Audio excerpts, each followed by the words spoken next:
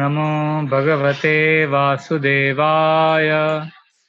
ओम नमो भगवते वासुदेवाय। ओम नमो भगवते वासुदेवाय। नारायणं नमस्कृत्यं नरं चैव नरोत्तमं देवीं सरस्वतीं व्यासं ततो जायामुदीरये। नष्टप्रायेषु अभद्रेषु नित्यं भागवत सेवया भगवतीरुत्तमश्लोके भक्तिर्भवति नैष्टकी। कृष्णाय वासुदेवाय देवकी नंदनाय च नंदगोपकुमाराय गोविन्दाय नमो नमः। नमो पंकजनाभाय नमो पंकजमालिने नमो पंकजनेत्राय नमस्ते पंकजांग्रे। ॐ अज्ञानतिमिरन्धस्य ज्ञानाञ्जनशलाकया चक्षुरुन्मिलितं येन तस्मै श्रीगुरुवे नमः। मूकं करोति वाचालं पङ्गुं लङ्घयते गिरिं यत्कृपातमहं वन्दे श्रीगुरुदीनतारिणं परमानन्दमाधवं श्रीचैतन्यम् ईश्वरम्। नमो ॐ विष्णुपदाय कृष्णप्रेष्ठाय भूतले श्रीमते भक्तिवेदान्त स्वामिनिति नामिने। नमस्ते सरस्वते देवे गौरवाणी प्रचारिणे निर्विशेषा शून्यवादी पाश्चात्यदेशतारिणे। वाञ्छाकल्पतरुभ्यश्च कृपा सिन्धुभ्य एव च पतितानां पावनेभ्यो वैष्णवेभ्यो नमो नमः। जय श्री कृष्णा चैतन्य प्रभु नित्यानंद श्री अद्वैता गदाधर शिवासादि गौर भक्त वृंद। हरे कृष्णा कृष्णा कृष्णा हरे हरे, हरे Ram Ram Ram Hare Hare.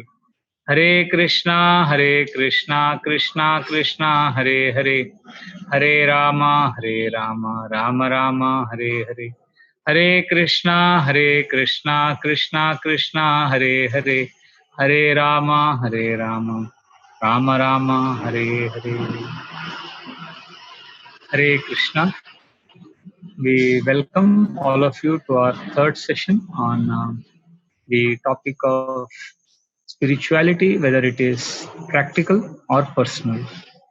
In the first two sessions, we discussed on the basis of Bhagavad Gita and Srimad Bhagavatam. The different verses we took from the 7th chapter and the seventh chapter of Gita and Srimad Bhagavatam 10th canto and 3rd canto about the importance of taking our spiritual practices to the next level, that is the level of surrender. So we discussed in the 2 days the 3 zones that we practice spirituality in. The first zone is the zone of sense gratification, where even if we hear spiritual discourses, our focus or our goal is how we can enjoy our senses. Gratification is the goal. And even spiritual discourses, spiritual association is with this objective of how I can enjoy in this world my senses. So that is the first zone.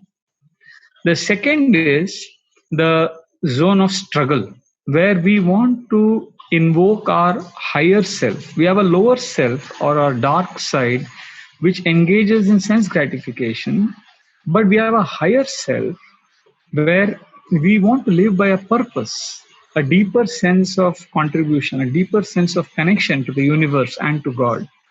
So that is the second level. So the level of gratification, sense gratification, is the lower level where our mind rules us, mind drags us.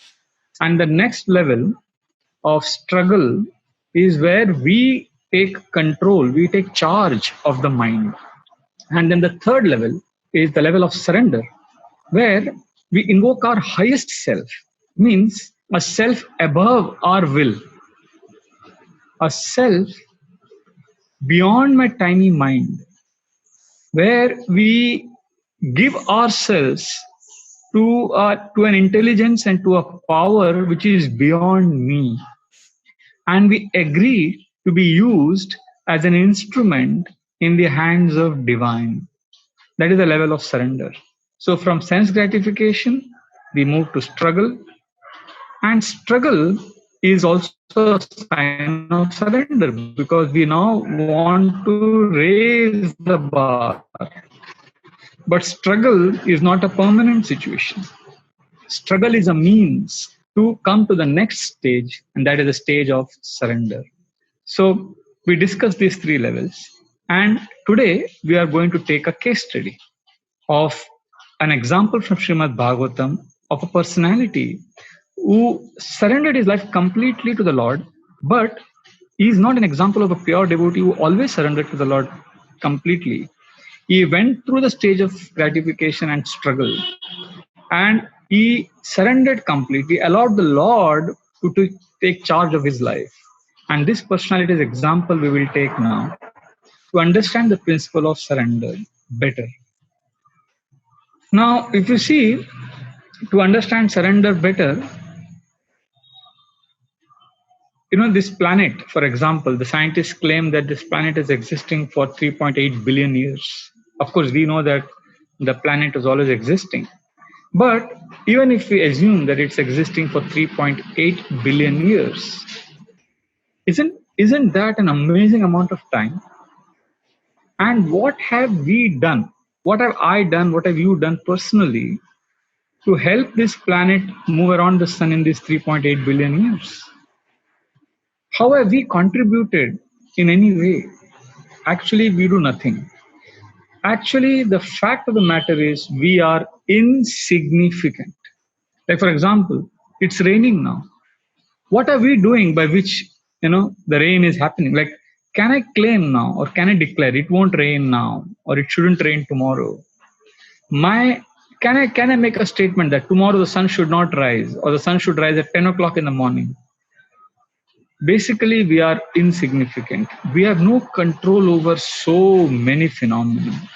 We will be wiped off from this bodily existence with utter contempt and disdain for our existence. So we are insignificant. So the point is, why not acknowledge this and accept this and align our life to this higher force which is making all these things happen in this cosmos? For example, I want to give a simple example. Let's say it starts raining. So generally, what do we say when it rains? Oh, I wish it doesn't rain now because I have to go to my office. Or I wish it doesn't rain now because I want to play. Or I wish it doesn't rain now. Or we say I wish I get the promotion so that I can get more money. So we wish many things. This happens. I wish this happens. Now, the fact of the matter is many of these things are not in our control, whether it is rains or whether it is other people's behavior, but that nevertheless happens. So when I'm in the phase of struggle, when I live in the zone of struggle and control, I always go against the force. There is resistance. But when I'm living in the surrender space, my internal language is I accept. Like, for example, instead of saying, I wish it doesn't rain because I want to play, I say, it's raining. Or I didn't get the promotion. I accept the situation. I don't resist. Because this higher power, higher wisdom, the force whom we call as Krishna, has a better plan for us. So we have a classic example of a devotee in the Srimad Bhagavatam who placed his life in the hands of the Lord, although he had his own desires, although he had his own struggle, but he let go the struggle and allowed himself to be an instrument in the Lord's hands. And this beautiful example is our preparation for Janmashtami. We will absorb ourselves in the verses from the Srimad Bhagavatam and understand this phenomenon of surrender from the Srimad Bhagavatam perspective. So this is the classic case of Dhruva, who was a young 5-year-old boy who wanted to sit on the lap of his father, But his stepmother chastised him, Suruchi, and she told him that he has to take birth from her womb to get qualified to sit on his father's lap. He was outraged. Although he was a small boy, he felt his Kshatriya spirit get charged up and he became extremely angry. And he wanted to take revenge in the sense he wanted to get a kingdom much bigger than his father, great grandfather, and become extremely powerful. And breathing heavily, he went to his mother, Suniti, who also expressed helplessness. And she told him that you have to take shelter of the Lord, you have to surrender to the Lord. And one of the most the classic verses of the Srimad Bhagavatam, which is the fourth canto, 8th chapter, text number 22. This is like this is an iconic verse for any spiritualist, especially for bhakti yogis.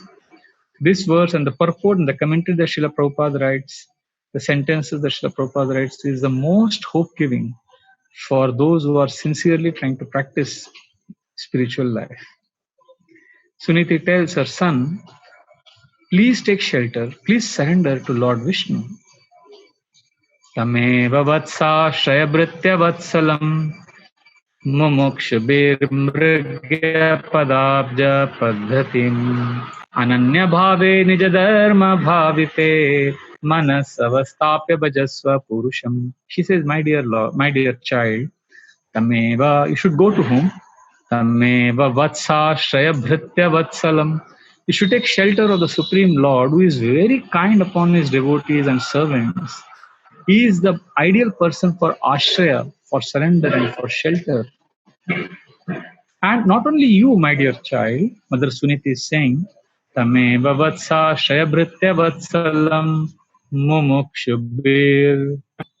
The great spiritualists in the past who wanted to get liberation from this material world, who wanted to pursue a higher calling, mumukshubir mrigya padabja paddhatim. This is the paddhati, this is the process even they followed of surrender to the Supreme Lord. Ananya bhave nija dharma bhavite. With undivided attention, focus your concentration on the Supreme Lord. How do you do that? Manas avasthapya bhajasva purusham. In your mind, although your mind is right now very disturbed, you are filled with this desire for a kingdom. But you add manas avasthapya, you invite the Lord in your mind, bhajasva purusham. Take shelter of the Supreme Lord and go to him. So Suruchi had told her son, stepson Dhruva, that you have to take shelter of Vishnu, and Suniti reconfirms it. She says, yes, your stepmother is right. Only Lord Vishnu can protect you, can fulfill your desire. So she encourages her son to take shelter of the Supreme Lord. And Srila Prabhupada writes a beautiful statement in the purport. He paraphrases Mother Suniti's statements by saying that Mother Suniti is telling her son that, my dear child, you came to me crying out of utter helplessness. But if you go, instead of me, if you go to Lord Vishnu, then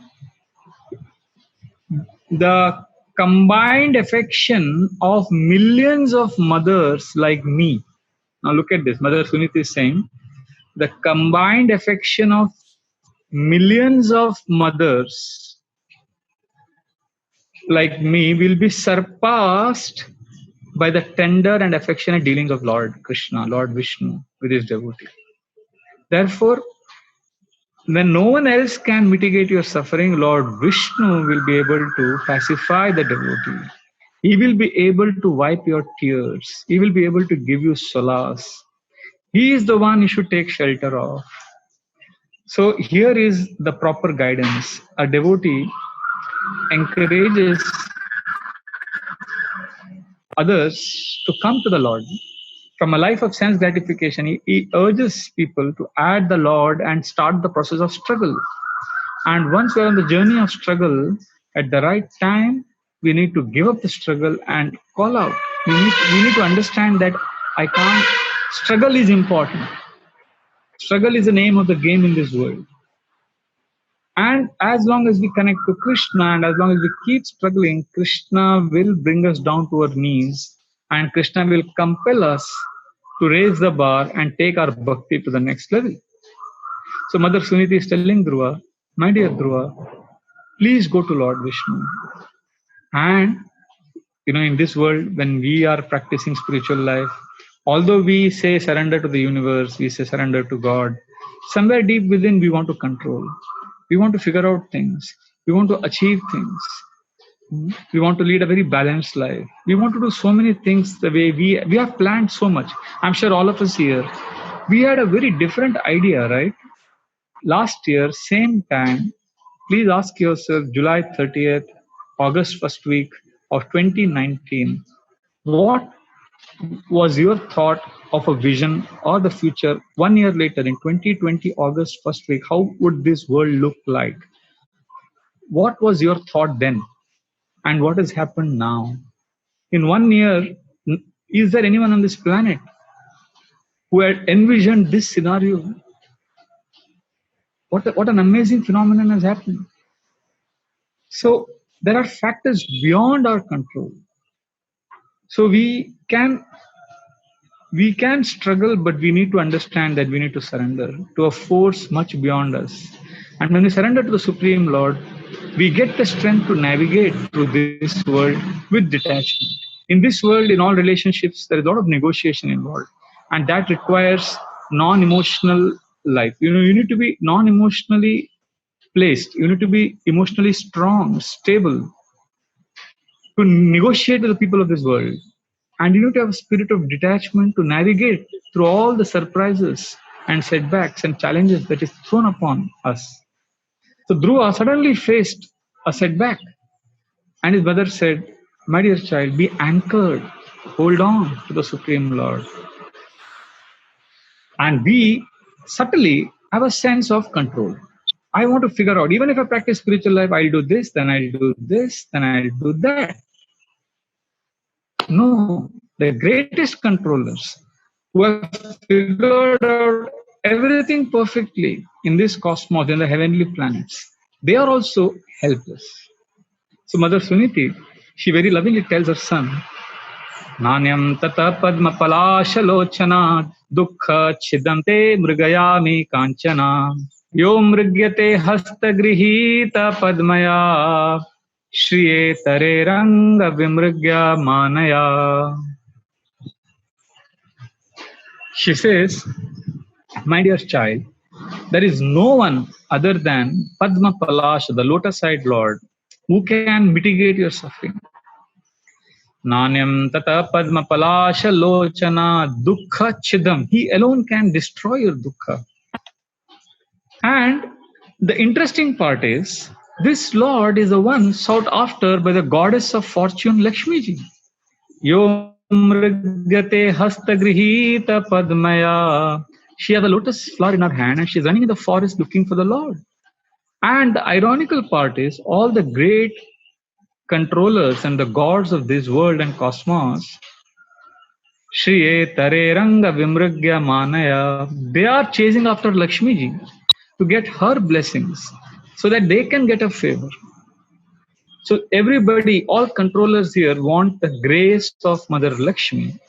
And Mother Lakshmi is desperately looking for Lord Vishnu. So I urge you, my dear child, please take shelter of the Lord. So here again, a very beautiful instruction on surrender. And little Dhruva is focused. He is inspired by and prodded by his mother. He goes to the forest. And his spiritual master, Narada Muni, stops him. In fact, Narada Muni tells him to go back, saying that this is an age to play. This is an age to give up such petty pursuits. And Dhruva, with utter sincerity, folds his palms and begs his spiritual master, preceptor Narada Muni, that you are a great soul, but your words and your lovely instructions doesn't ring in my heart because my heart is burning with passion. I want revenge. I want a kingdom. So, if you can guide me, my dear preceptor, if you can teach me honest means by which I can acquire such a kingdom, I'll be grateful. So please understand here, Dhruva is not artificially practicing the spiritual practice. He is not saying, okay, I will just, I will do what my guru is saying. No, the first qualification is honesty. He is honestly expressing his desires. He is coming to terms with who he is. So many times when we come and join the spiritual program, we think that I have to be strong. I have to have control over my senses. That's not the first qualification. Authenticity is the first qualification as Dhruva is teaching. When he specifically tells the spiritual master that, please teach me an honest path to get the Lord's darshan. And I'm honestly telling you that I cannot practice this. So very, very humbly he presents himself. Narada Muni is very impressed. And Narada Muni teaches Dhruva, encourages him to go to Vrindavan, to a forest called Madhuvan, and chant Lord's names. And Dhruva performs amazing austerities, living only on initially fruits and water, then inhaling a breath once in a few days, practicing severe austerities, remembering the Lord, Manasavasthape, having taken the Lord into his heart. And his meditation is very instructive because one of the essential principles of surrender, taking our bhakti to the next level, is connection with the Lord. And that connection happens when we allow our mind to touch the Supreme Lord. Right now, our mind is talking to itself. Our mind is in touch with, my mind is so prominent that the soul is disconnected. It's like a terrorist who has held a man captive, and the man is trying to talk to the police. He wants to be freed, and the police wants to know if the man is safe. So the police and the middleman is the terrorist who has held him captive, and the terrorist is the one who's speaking. So the man is not able to appeal and beg the police to help him because the terrorist has held him hostage. Similarly, our mind is the terrorist. But the mind is talking, the mind is doing everything. The soul, is not able to call out to the Lord. So the only thing we can do is somehow, initially, at this stage, as we move from sense gratification zone to the struggle zone, we somehow allow our mind to touch Krishna. We allow the Lord to enter the mind. We allow the police to negotiate with the terrorist and take over. Similarly, we have to somehow bring our mind to the Lord. And that's what Dhruva did. He started meditating on the Lord's beautiful form, and he allowed his mind to get purified by chanting the names. And that helped him navigate through the struggle and enter the third phase of surrender, of offering himself completely to the Lord. Prasadabhimukam shashwat prasannavadanekshanam sunasam subhruvam charu kapolam surasundaram. Prasadabhi, the Lord's mukham, the Lord's face. He was meditating on the Lord's beautiful face, which is always eager to give mercy, which is always eager to give blessings. Prasanna vadanekshanam, his eyes and his face is prasanna, always pleasing to look at. And the minute features of the Lord's form are described in the Srimad Bhagavatam. Sunasam subhruvam charu kapolam surasundaram. Dhruva meditated on the Lord's nose. Sunasam subhruvam, his eyebrows were extremely well formed, beautiful. And kapolam is the Lord's forehead. Surasundaram, more beautiful than all the devtas, all the gods. So this is the way to meditate on the Lord's beautiful form. And the Lord is not an old man. Dhruva, when he was meditating on the Lord's beautiful form, he knew that the Lord is Govindam Adi Purusham, is the original being. At the same time, he is Navayovanam, he is eternally young and youthful.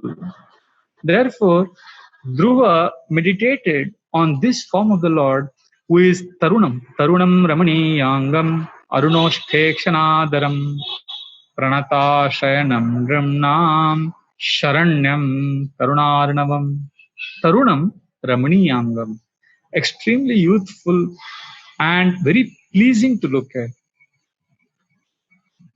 Arunoshte, the Lord's eyes are beautiful like the rising sun. And Pranata Shayanam Dramnam, he is the one most qualified to take shelter of for all living entities. Sharanyam Karunarnavam. Sharanyam means if you want to surrender to anything or anybody, he is the best person to surrender to because Karunarnavam, he is an ocean of Karuna. He is an ocean of compassion. He is an ocean of mercy. He won't let you down. Remember, when everyone else fails to mitigate one's misery, the Lord never fails to protect his devotee. So we all face failures, we all face challenges. But if we can take shelter of the Supreme Lord, who is the most wonderful person to surrender to, then we will connect to the Lord. We will allow the Lord to guide our lives. Remember, in the first lowest phase, the mind is dragging us. In the second zone, we take charge of the mind. But in the most important zone of the surrender zone, the Lord takes charge of the devotee. Shrivatsankam Ghana Shyamam Purusham Vanamalinam Shanka Chakra Gada Padmer Abhivyakta Chaturbhujam. Shrivatsa, the Lord has the Shrivatsa symbol in his chest. Shrivatsankam Ghana Shyamam. He has a complexion of a fresh monsoon cloud. Purusham Vanamalinam. He has a beautiful garland of forest flowers on his body. Shanka Chakra Gada Padmer Abhivyakta Chaturbhujam. He has this beautiful conch shell, lotus flower in his four arms, four hands. He has a disc, he has a gada, he has a mace, and he he looks extremely beautiful. And also Lord Vishnu, who is seated in our heart as Paramatma, the Super Soul. If you meditate on the Lord in our heart, the Lord has a helmet, Kiritinam Kundalinam, Keyura Valayanvitam, Kaustuba Baranagrivam, Pita Kausheya Vasasam, Kiritinam. He has a beautiful helmet, he has earrings which are dazzling. Keyura Valayanvitam, he has beautiful bracelets, he has necklaces on his neck. Kaustuba Bharana Grivam. Grivam means a neck. He has a Kaustuba jewel on his neck. Pita Kausheya Vasasam. He is wearing beautiful yellowish garments. So, like this, the Lord is dressed. So, Dhruva was meditating on this beautiful form of the Lord. And as he meditated with great intensity, with great devotion, connecting his mind to the Lord, his mind got purified. And eventually, the Lord, after his 6 months of austerities, the Lord appeared. And Dhruva was so stunned that he was unable to speak, he was unable to gather himself. He just offered obeisances, and the Lord very lovingly touched Dhruva's head with his conch shell. And the touch of the Lord spiritualized Dhruva completely, and he began to offer most beautiful prayers, which are considered as very special in the Srimad Bhagavatam. In fact, Lord Chaitanya Mahaprabhu, he would hear the pastime of Dhruva repeatedly. As soon as he would hear the pastime from Gadadhar Pandit, he would tell Gadadhar to repeat it again. So like this, 100 times he would keep hearing the pastime. That's how nourishing and instructive Dhruva's episode is. So when the Lord appeared, so one of the first verses that Dhruva offers is, this is also another iconic verse, a landmark verse in the Srimad Bhagavatam. The first verse which I chanted in the first beginning of today's class, Tameva Vassashra, which is 4:8:22. This one is 4:9:6, 4th canto, 9th chapter, 6th verse, where Dhruva is revealing how the principle of surrender happens. The surrender stage happens when we allow the Lord to enter our consciousness and spiritualize it. Yonta pravishya mama vachamimam prasuptan sanjivayat akhila shakti dhara swadhamna anyam shahasta charana shravana tvagadim pranan namo bhagavate purushaya tubhyam. This is a beautiful verse where Dhruva is telling the Lord, my dear Lord, please enter me. You have entered me. Yontah pravishya mama vacham. You enter me and you enter my vacha, you enter my speech so that I can glorify you. Without your blessings, my dear Lord, I can't even glorify you. I don't have the ability to sing your glories, my dear Lord, because my senses are prasuptam, they are like dead, they are sleeping. Srila Prabhupada writes that Dhruva realized immediately. Dhruva was not dead, Dhruva was alive. In fact, he was very passionately wanting a kingdom before he came to the forest. But now, when he's seeing the Lord and is experiencing the connection with the Lord, and now when he compares his past life before the Lord's connection, he considers all that life as a life of death, as a life of sleeping, as a life of inaction. So, in contrast to the touch of the Lord in our life, in contrast to that, all our activities is like a dead person. Mm. So, in the Haribhakti Suddhodaya, Sanatana Goswami has also explained this very beautiful that Bhagavad Bhakti Hinasya Jati Shastram Japastapaha Aprana Seva Dehasya Mandanam Lokaranjanam. That when there is Bhagavad Bhakti Hinasya, when we are devoid of attachment to the Lord, all our education activities, all the things we do, Aprana Seva Dehasya, it is like a decoration of a dead body. Mandanam Lokaranjanam. Some people in this world may glorify you and clap, but it is not having life, it is not having juice, it is not having the mellow. And for that life to come into our lives, that spiritual energy to descend into our hearts, into our soul, what we really need is the Lord entering our speech, the Lord entering our senses. That's why Dhruva is saying, my dear Lord, my senses are dull, my senses are dead, but you enter it. Yonta pravishya mama vachamimam prasuptan sanjivayat. Sanjiva means sanjivati, sanjivani. That elixir, the nectar, amrita, bring it back to life. Sanjivayat akhila shakti dharasva dhamna. My dear Lord, there is this energy, Dhara, this Mother Earth is sustaining life on this planet. So that life which is sustained on this planet is coming from you. And that life force is also within me, because of which I am speaking, because of which I am standing in front of you. So you are existing outside and you are existing within. So I invoke, I beg you to invoke that energy within me and to help me connect to you. Just like a child is born and grows to youth and manhood and then to old age, and we see that growth is happening because there is soul inside. Similarly, we see in this world all around us there is growth happening. There is you plant a seed and it grows into a beautiful tree, a beautiful flower. The rains happen, things are happening in an organized way. Seasons change. So all the things that are manifesting in nature is happening because there is a soul, there is Atma.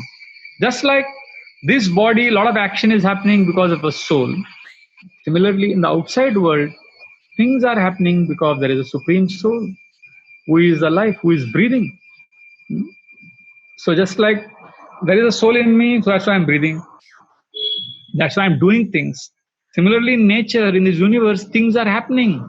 Things are being done. So many things beyond us is happening.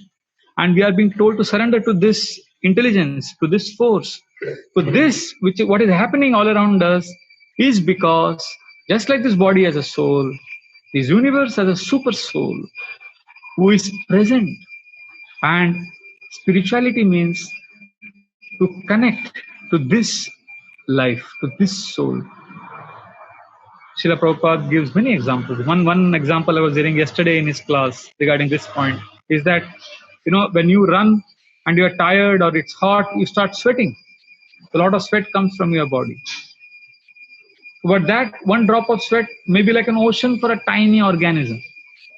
Similarly, Karanadaksha Vishnu, Garbhodaksha Vishnu, the different aspects, the expansions of the Supreme Lord, from whom these universes are created, when the Lord inhales and exhales, when the Lord breathes, or when the Lord sweats, so many universes are created. So Srila Prabhupada is giving a very graphic and poetic way of invoking our imagination, our visualization, and taking it to the next level of trying to understand how the Lord also is a person like you and me. And just like I can inhale and exhale, and so many insects come out and go in. Similarly, when the Lord is say Kaneshwasita Kala Matavalambhya Jivanti Loma Vilaja Jagadandanatha Vishnur Mahanse Yasya Kala Vishesho Govindamadi Purusham Tamaham Bhajami. So when the Lord is lying on the causal ocean, from the pores of his body, so many universes are coming out and going in. So this gigantic plan is getting unfolded, just like when I, as an individual, when I live, so many things happen from me. Similarly, from the Lord, who is also a person. So all spiritual practices are helping us realize that we are same like Lord in quality, Sat Chit Ananda. We are also spirit, soul, pure. And when we understand that the Supreme Lord, who is present in my heart, who is the one who is manifesting his Shakti, then we are connecting to the Lord. Then we merge with that one, that Supreme Lord. So Dhruva is saying, Yonta pravesha mamavajamimam prasuptan sanjeevayat akila shakti dhara swadhamna. So my dear Lord, then you enter, then you give me the strength. Anyamsha hasta charana shravana tvagadim. Please empower my charana, my feet, my hands, my skin, tvak, Shravana, my capacity to hear, my capacity to feel, touch, walk, talk, all of that is happening because your force, you have entered me. If you are not there, then I cannot do any of this. Pranan namo bhagavate purushaya tubhyam. Oh my dear Lord, I offer myself completely to you. I am your servant. So this is, Srila Prabhupada writes in the purport, this is the beginning of prayer. Prayer happens when we acknowledge the Lord as the one who is directing our lives, who is controlling us, and we are a tiny puppet in his hands. This is surrender. Srila Prabhupada writes in the purport that we can't even pray to the Lord. In fact, to be able to pray to the Lord, we need grace. We need blessings. Without the blessings of the Lord, we can't even pray to Krishna. Right now, I may be praying. I may think I am praying, but as I told you, it is like a man held hostage by the terrorists, and the terrorist is talking to the police. You know, one of our Indians, Kulbhushan Jadhav, is arrested by the Pakistan army. So Kulbhushan Jadhav is an Indian, and the International Court of Justice, the case is going on. So Pakistan claims he's a spy.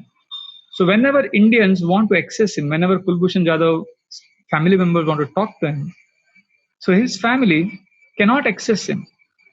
There is the Pakistan government or the army, which is in between Kulbhushan Jadhav and his family members. So they are in between. Similarly, we are like that Kulbhushan Jadhav, the soul. The soul wants to connect to Krishna, but we are held captive by our mind. And it is a mind that is negotiating everything. Therefore, our only hope is Krishna takes over the mind. Krishna influences the mind.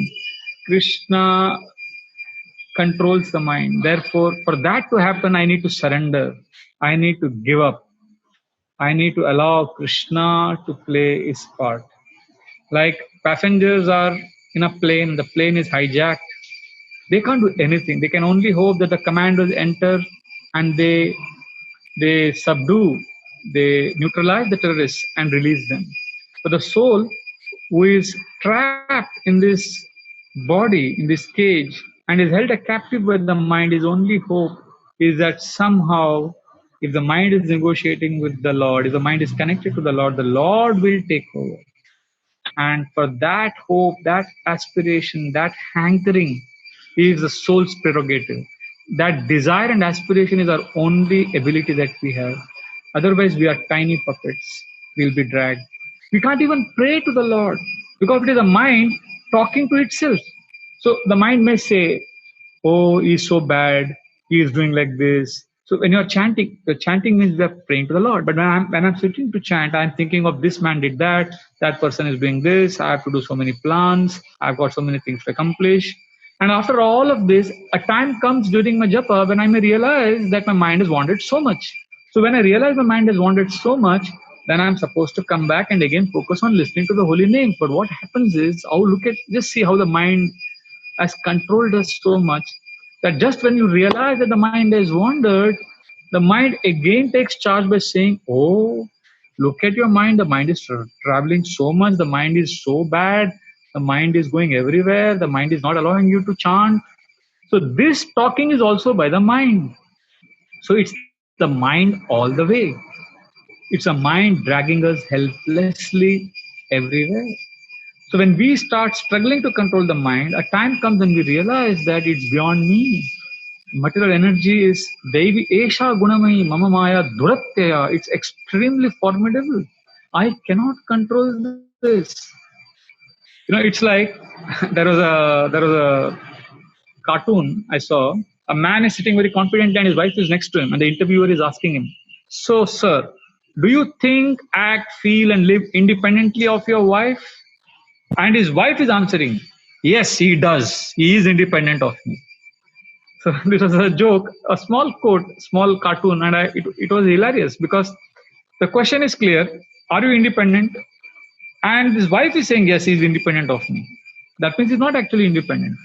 So similarly, our mind is like that wife in this example. So even though I may think I'm independent, I'm not. Like, there was a small WhatsApp video, I think 10 seconds video, 15 seconds video somebody sent me, where this man is saying, guys, listen to me. I've got two magic formulas to be happy. If you want to be happy always, just follow these two magic formulas. First, never be under your wife. Don't listen to her at all. Whatever she says, don't do it. Understand? You will be happy. And the second is, wait, I'll tell you, my wife is calling me now. I'll tell you later. And he goes away. So again, this is the classic case where I may claim that I'm in charge, I'm in control, but we are not. Somebody else is moving the reins of our lives, and that is unfortunately the mind. So now our only hope is this mind is spiritualized. Srila Prabhupada says that when you put an iron rod in fire, it becomes fiery. Similarly, when the mind is allowed, manas avasthapya bhajasya purusham dhruva, allowed the Lord to enter his mind and spiritualize his mind. So when we live in the realm of surrender, my dear Lord, I give myself up. I surrender to you. That's when we allow the mind to touch Krishna. Otherwise, all our attempts to control is the mind playing mischief. When I'm trying to figure out, remember the seminar, the first session, practical. When I want practical solutions, it's the mind trying to be in control. But when I choose a personal spiritual practice, not a practical spiritual practice, there is a practical spirituality and there is personal spirituality. When I have a desire for practical spirituality, my mind is in control of me. Although I may think I am practicing spiritual life, I have 4 formulas to become spiritually advanced, I have 3 rules, 10 acronyms. No, it's still the mind holding control, holding reins of my life. That is practical spirituality, where the mind is in charge of me. But personal spirituality is when I have a personal relationship with the Lord and I let go the surrender, I let go the struggle, and the Lord enters and Lord spiritualizes and Lord takes over. Lord communicates directly with the soul. The middleman, the mind is not needed. And that communication liberates the soul. And that is what Dhruva experienced. And then, because the Lord entered his consciousness, look at Dhruva's contrasting prayer. What was his ambition? Before he came to the forest, he wanted a kingdom greater than his great grandfather. Such an intense material desire. But now, because of the effect of Lord's touch, now he is telling the Lord that, my dear Lord, I feel ridiculous that I was looking for something so silly. Sthana bilashi tapasi stitoham Tvam praptavan deva munindra guhyam Kacham vichinvanapi divya ratnam Swamin kritartosmi varam nayache. My dear Lord, I wanted a position so high. Sthana bilashi tapasi stitoham. I performed austerities to get that position. But now, instead of that position, I got you. Tvam praptavan deva munindra guhyam. Great, great yogis and ascetics cannot get you, and I got you. Wow. And now I realize that what I was looking for was Kacham vichinvannapi divya ratnam. I was looking for a broken pieces of glass, and I have got a priceless diamond. Swamin kritartosmi varam nayache. I have no other desire. I am completely satisfied. This satisfaction of Dhruva is a result of being surrendered to the Lord and having allowed the Lord to enter his existence. When the mind was in charge, I had an ambition. Mind's mood is to achieve, the soul wants to receive. This is the difference. In our attempts to have a practical spiritual life, we want to achieve many things. But when we opt for a personal spiritual practice, we want to receive the Lord's grace. We struggle to achieve, but we surrender to receive. When we surrender, we receive grace. When we struggle, we may achieve. So, therefore, struggle is important, but we need to make the transition. And that's when we enter into this most beautiful, mysterious relationship with Krishna. Actually, in this, of course, you have retired long back. My father, my mother, when they were young boys and girls, they were in awe and reverence of this actor whose name was Sadhana, which means a spiritual practice. And she was called the mystery girl of Indian cinema because her whole life was a mystery. She would act in all suspense thriller movies, and even her marriage, she would keep a very low profile, extremely beautiful, and she had a very special Audrey Hepburn's haircut, hairstyle, and her marriage, her death, everything was a slow affair. Nobody knew what was happening. Even she stopped giving interviews, and she didn't allow anybody to photograph her after she retired from movies because she didn't want anybody to see her as not so young and beautiful again. Mystery girl, mystery girl. But the Srimad Bhagavatam says there is nothing mystery. However beautiful, successful, wonderful you are not a mystery because this body, according to the scriptures, the destination of this body is not a mystery, it's not a suspense thriller. Our body, all our success is insignificant because this body's destination is one of the three. Either it will become dust, ashes, or stool. This is the verdict of the scripture that this body which we decorate ourselves and we look so beautiful and so want to be so attractive, this body, if it is burnt after death, it will become ashes. If it is buried, it will become dust. And if it is thrown to be eaten by animals and birds, what happens after you eat? You pass stool. These animals, birds will pass stool. So you or dust or ashes. However beautiful you are, however successful you are, that is the destination of this body. Therefore, there is no mystery. What is exciting adventure is when we enter a relationship with the divine, where we give up the struggle and enter the zone of surrender and discover this most beautiful personal relationship with Krishna. Otherwise, in this world, everything is transitory, everything is fleeting, and everything is getting destroyed by the power of time. But as everything is getting destroyed, there is something that remains. And connection to that core, unchanging self within us, that connection, that existence is a beautiful journey. It's unraveling of a beautiful journey home within. You know, talking about nothing is permanent. I remember when India was ruled by Akbar, he changed his capital from Agra to Fatehpur Sikri. So, and he invested so many, everybody, the capital of his kingdom from Agra is shifted to Fatehpur Sikri. but somehow they couldn't sustain because of water drainage problems. Some issues are there. There was, I think, drought and things like that. So they had to come back to Agra. So that place was abandoned. It became like a ghostly town. Even now, it's like a tourist spot.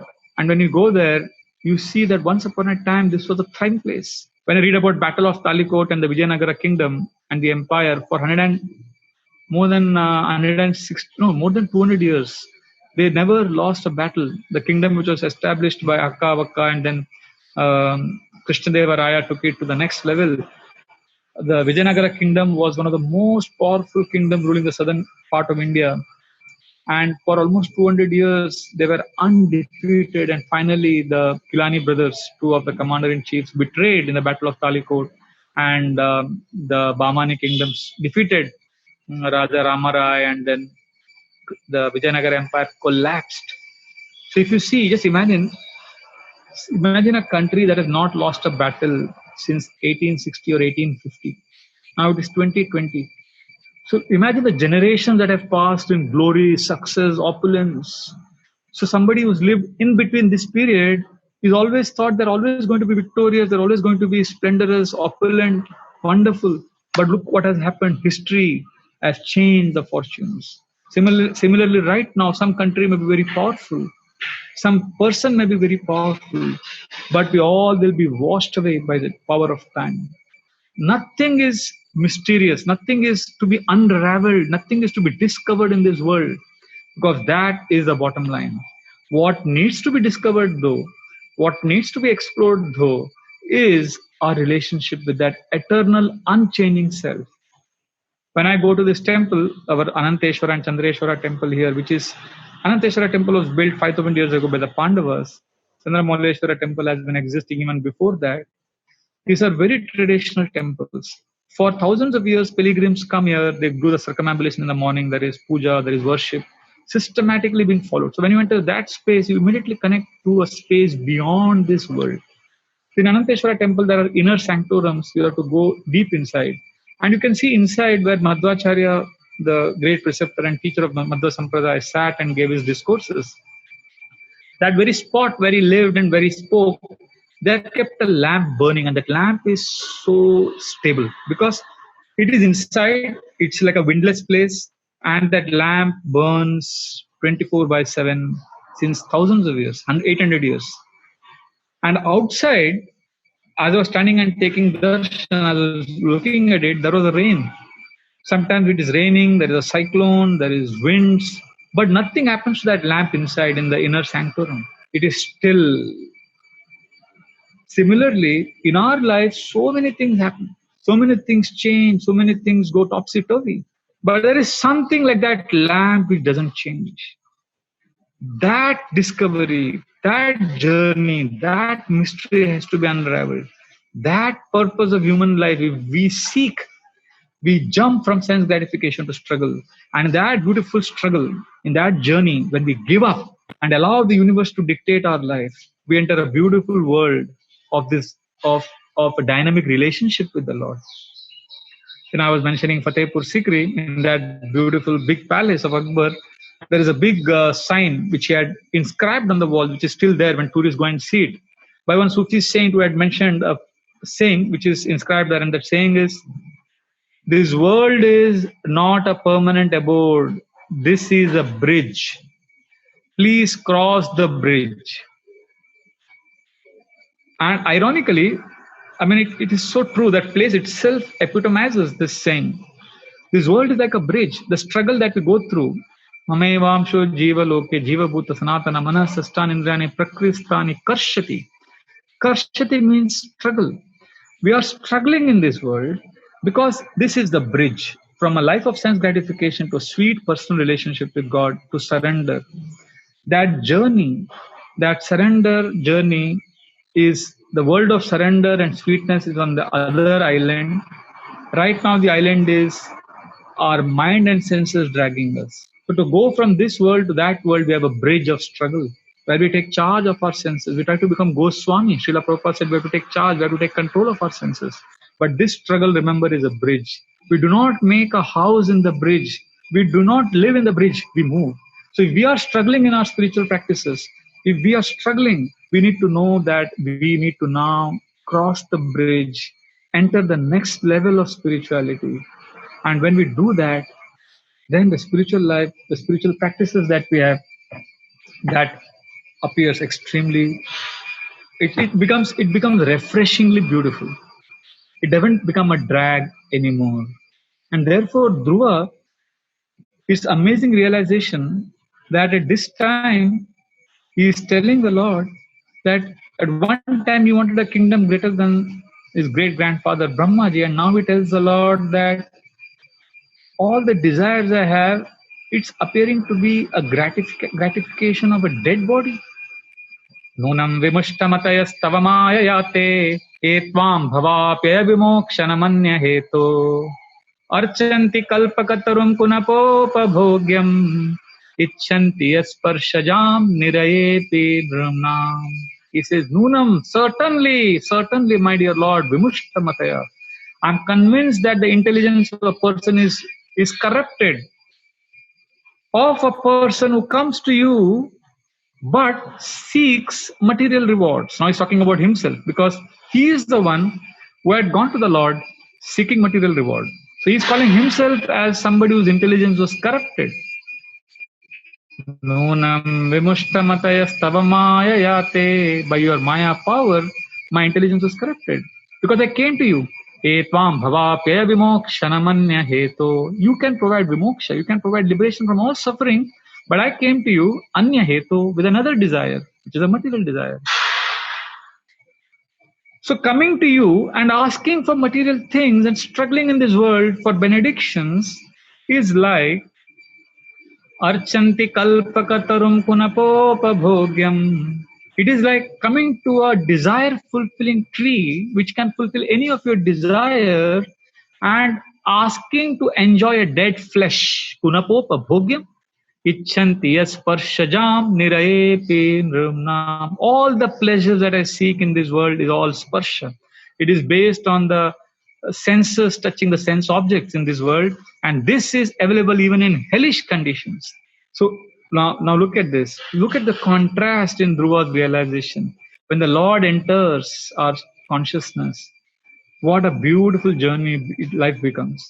So therefore, this is a very beautiful lesson. We'll stop here. We'll continue in our next session, which will be the last session for the Janmashtami preparation of our consciousness.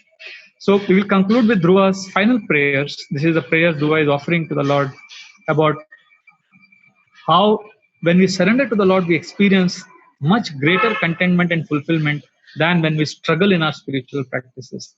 So we'll take this mood forward in our next session, where we'll also explore the subject of the mind a little more deeply.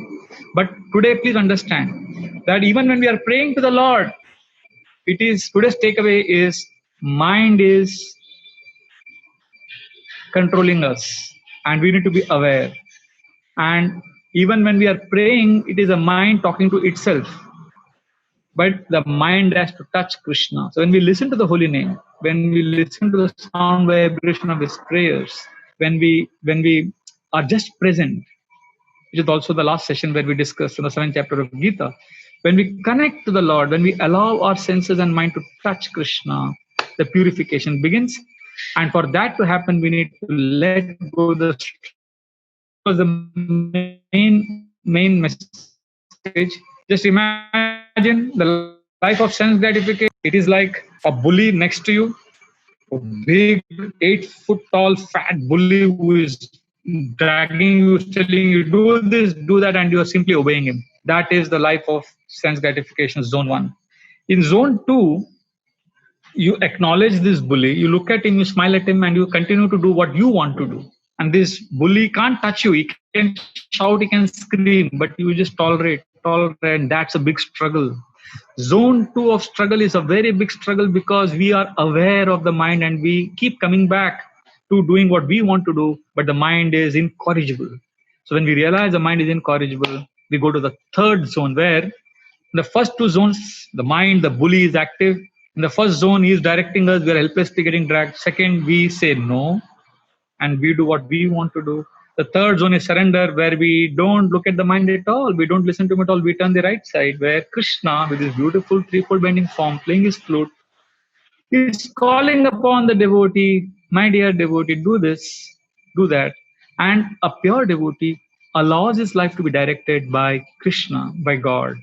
And Lord directs his life. So his life is an exact contrast to the life in the first zone where the mind drags us.